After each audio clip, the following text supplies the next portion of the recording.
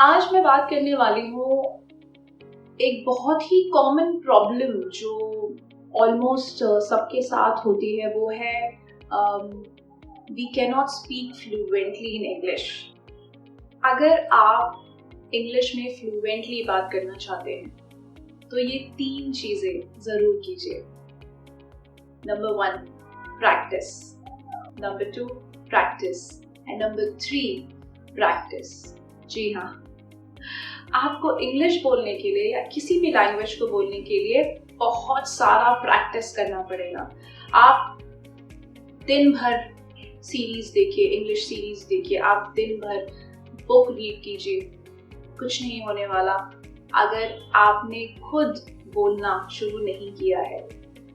तो मेरा ये मानना है कि अगर आपको इंग्लिश फ्लुएंटली बोलना है या कोई भी लैंग्वेज फ्लुएंटली बोलनी है तो आपको उसे रोज बोलने की प्रैक्टिस करनी पड़ेगी। आई वुड सजेस्ट कि अगर आपको इंग्लिश बोलना सीखना है तो आप ग्रामर के पीछे मत भागिए।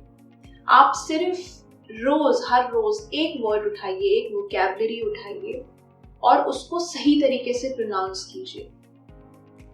सही तरीके से प्रोनाउंस करने के बाद उसे कम से कम 5 से 6 बार हर दिन अपने स्टेटमेंट में लेकर आइए। एक सेंटेंस बनाइए और मेक श्योर कि आप रोज उसे उस सेंटेंस में यूज कर रहे हैं। इस तरीके से क्या होगा कि आपको वो वर्ड भी याद हो जाएगा और करेक्ट प्रोनाउंसिएशन भी आपको आ जाएगा।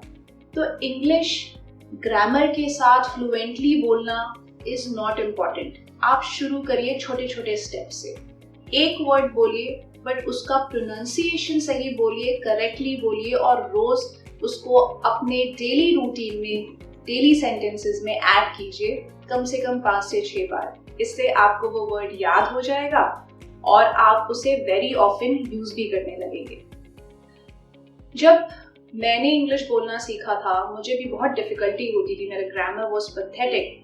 मैं बोल नहीं पाती थी किसी के सामने इंग्लिश, मुझे बहुत शर्म आती थी। फिर मैंने अपने इंग्लिश पे बहुत ज़्यादा काम किया। MTV चैनल उन दिनों काफ़ी अच्छे VJs होते थे और वो काफ़ी अच्छी इंग्लिश बोलते थे, तो मैंने वो देखना शुरू किया। फिर मैंने वहाँ से वर्ड्स उठाए और मैंने अपने एक नोटबुक में वो सारे वर्ड्स, वोकैबुलरी लिखने शुरू कर दिए और मैंने उसका करेक्ट प्रोनाउंसिएशन सीखा और उसको मैंने डेली अपने सेंटेंसेस में यूज करना शुरू कर दिया।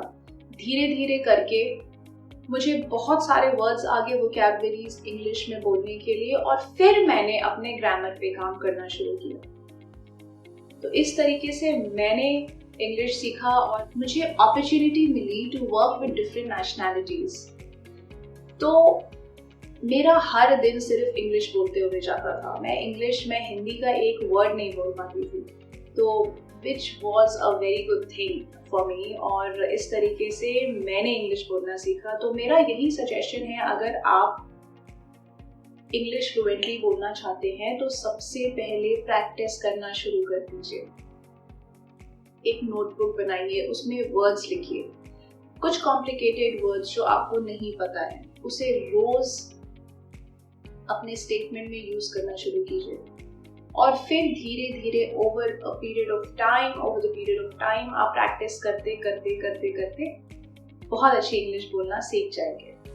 बिना प्रैक्टिस के आप इंग्लिश बिल्कुल नहीं बोल पाएंगे। इंग्लिश फ्लुएंटली बोलने से ज़्यादा इम्पॉर्टेंट है आप सही प्रोनाउंसिएशन कीजिए। आप जितने भी इंग्लिश वर्ड्स हैं उसको सही तरीके से प्रोनाउंस करना सीखिए सबसे पहले। सपोज फॉर एन इंस्टेंस हम फोटोग्राफी एक वर्ड ले लेते हैं, हम इसे फोटोग्राफी कहते हैं, पर इसका एक्चुअल प्रोनाउंसिएशन जो है वो है फोटोग्राफी। तो अब आप खुद ही देखिए फोटोग्राफी और फोटोग्राफी में कितना फर्क है। आप अगर एक वर्ड करेक्टली बोलना सीख लेते हैं तो भी आप बहुत हद तक अपनी इंग्लिश इम्प्रूव कर सकते हैं। अगर आप बीच बीच में हिंदी बोल रहे हैं और आप जो भी वर्ड आप बोल रहे हैं वो करेक्टली बोल रहे हैं तो भी आपकी इंग्लिश बहुत हद तक इम्प्रूव हो सकती है। ग्रामर कम्स लास्ट में, जब आपको फ्लुएंटली इंग्लिश बोलना है, आप हिंदी का कोई भी वर्ड यूज नहीं कर सकते हैं, वो धीरे धीरे आप अपने ग्रामर पे काम कर सकते हैं। बट सबसे पहले व्हाट आई वुड सजेस्ट, जैसे मैंने सीखा है, मैं वो आपको बता सकती हूँ कि पहले आप सही प्रोनाउंसिएशन सीखिए, प्रैक्टिस कीजिए। आप एक नोटबुक ज़रूर बनाइए और नोटबुक में सारे डिफ़िकल्ट वर्ड्स लिख लीजिए। Reading is very important. अगर आप बहुत सारे बुक्स रीड करते हैं तो उससे भी आपको बहुत ज़्यादा हेल्प मिल जाता है।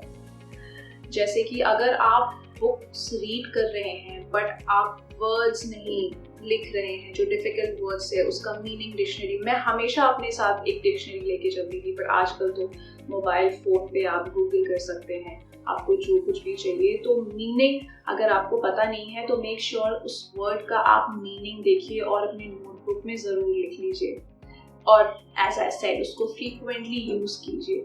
इस तरीके से आपको बहुत सारे इंग्लिश के वर्ड्स आ जाएंगे। फिर आपको इंग्लिश फ्लुएंटली बोलने में प्रॉब्लम नहीं होगी, बिकॉज आपको सोचना नहीं पड़ेगा। आप वर्ड्स पिक करेंगे, हल्का सा बीच में ग्रामर डालेंगे और आप फ्लुएंटली इंग्लिश बोल पाएंगे। आजकल बहुत सारे एप्स हैं जिसमें आप 1-to-1 इंग्लिश में किसी से भी बात कर सकते हैं। अगर आपको प्रॉब्लम हो रही है इंग्लिश में बात करने के लिए तो आप इस ऐप में जाके, I think it's a paid app, और अगर आप ऑनलाइन जाएंगे तो आपको समझ में आ जाएगा ये इन ऐप्स के नाम क्या है।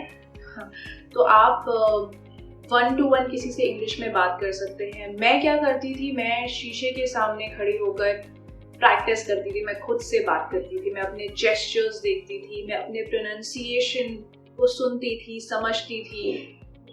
मुझे करेक्ट करने वाला कोई भी नहीं था। But since I started flying, मेरी इंग्लिश बहुत ज़्यादा इम्प्रूव हुई, बिकॉज मैं डिफरेंट नेशनैलिटीज़ से बात करती थी, उनके एक्सेंट्स को समझती थी कि वो इस वर्ड को कैसे बोलते हैं, और मैंने बहुत जल्दी वो सारी चीज़ें पिक की। When I was doing my Air Hostess Academy से hospitality and management, hospitality and aviation management का कोर्स, तो मेरे एक टीचर हुआ करते थे और उन्होंने मुझे बताया था कि वर्ड्स को तोड़ दो। सपोज अगर हम प्रोनाउंसिएशन को प्रोनाउंस करना चाहते हैं तो प्रोनाउंसिएशन, तो ये तोड़ के बोलो। प्रोनाउंसिएशन जैसे सिनेमाटोग्राफी है तो सिनेमाटोग्राफी, सिनेमाटोग्राफी। तो इस तरीके से आप वर्ड्स को तोड़ के अगर बोलेंगे तो आपका प्रोनाउंसिएशन बहुत ज़्यादा अच्छा हो जाएगा। मेरे अंदर बहुत ज़्यादा कॉन्फिडेंस था, मैं शर्माती नहीं थी स्टेज पे जाने से या सामने 3000 लोगों के सामने बोलने से। जब मेरा इंटरव्यू हुआ था तो वहाँ पे अप्रॉक्सीमेटली 3000 लड़कियाँ आई थी और जिसमें से सिर्फ 12 लोगों का सिलेक्शन हुआ था, and I was one of them. तो आई थिंक कॉन्फिडेंट रहिए। हम हिंदी ठीक से नहीं बोल पाते हैं, तो इंग्लिश तो हमारी मातृभाषा भी नहीं है, इट्स अ सेकेंड लैंग्वेज। तो आप शर्माइए मत, आप भले ही टूटी फूटी इंग्लिश बोलिए, बट आप बोलिए, बिकॉज जब तक आप नहीं बोलेंगे तब तक आप इंग्लिश सीख नहीं पाएंगे। सामने वाला आपके ऊपर हंसता है, उसे हंसने दीजिए। आपको बहुत सारे ऐसे लोग भी मिलेंगे जो आपको बहुत ही प्यार से करेक्ट कर देंगे, तो ऐसे लोगों के साथ ज़रूर रहिएगा, ऐसे लोगों का साथ मत छोड़िएगा, क्योंकि मुझे भी ऐसे लोग मिले थे जो मुझे बहुत प्यार से करेक्ट कर देते थे, और बहुत सारे लोग मजाक भी उड़ाते थे, बट जो मजाक उड़ाते थे मैं दिमाग नहीं लगाती थी, मैं सोचती नहीं थी। तो आप भी इंग्लिश बोलिए ज़रूर, भले ही टूटी फूटी बोलिए, बट बोलिए, वो आपका कॉन्फिडेंस बढ़ाएगी। बहुत ज़रूरी है बुक्स रीड करना। पहले मुझे बिल्कुल इंटरेस्ट नहीं था बुक्स पढ़ने में, but when I started flying, मेरे पास बहुत ज़्यादा टाइम होता था, स्पेशली रात को, and we are not allowed to sleep, हमें बिल्कुल परमिशन नहीं होती थी सोने की। तो मैंने टाइम पास के लिए एक बुक लिया, सिडनी शेल्डन की बुक थी, tomorrow never comes, I remember it correctly. तो मैंने वो पढ़ना शुरू किया, थ्रिलर था, सस्पेंस था, और मुझे बहुत इंटरेस्ट आने लगा उस बुक में। तो ये बहुत टाइम पहले की बात है, अभी मैं काफ़ी सारे सेल्फ हेल्प बुक्स पढ़ती हूँ, मैं आपको दिखाऊंगी अपना शेल्फ बुक्स का। तो आई वुड सजेस्ट कि आप आदत डालें बुक्स रीड करने की. It will help you a lot. आपको सेंटेंस बनाना आएगा. आप जब उस चीज़ को पढ़ेंगे, आप बुक्स में डिफरेंट सेंटेंसेस पढ़ेंगे तो आपको सेंटेंसेस बनाने आएंगे. एंड एज आई सेड कि आप उसे अपने डेली रूटीन में यूज़ करना शुरू कीजिए. बहुत सारे फ्रेजेस होते हैं जो आप एज इट इज़ यूज़ कर सकते हैं, जो मैं अपने नेक्स्ट वीडियो पे ज़रूर आपको बताऊंगी. आप कौन कौन से फ्रेजेस एज इट इज़ रट लीजिए, क्रैम कर लीजिए और बस वैसे ही बोल दीजिए और आप बहुत अच्छी इंग्लिश बोल पाएंगे. तो प्रोनाउंसिएशन पे बहुत ज़्यादा ध्यान दीजिए, बुक्स रीड कीजिए, वोकैबुलरी वर्ड्स लिखिए. ऐसे छोटी छोटी चीज़ें करने से और प्रैक्टिस कीजिए. आप ऐसे अगर छोटी छोटी चीज़ें करेंगे, you know, 1 step at a time, 1 step, 2 step, 3 step, और धीरे धीरे धीरे धीरे आप देखिएगा आप बहुत अच्छी इंग्लिश बोलना शुरू कर देंगे. सो ये है मेरी बहुत ही पुरानी सी नोटबुक और मैंने इसको आज भी संभाल के रखा है.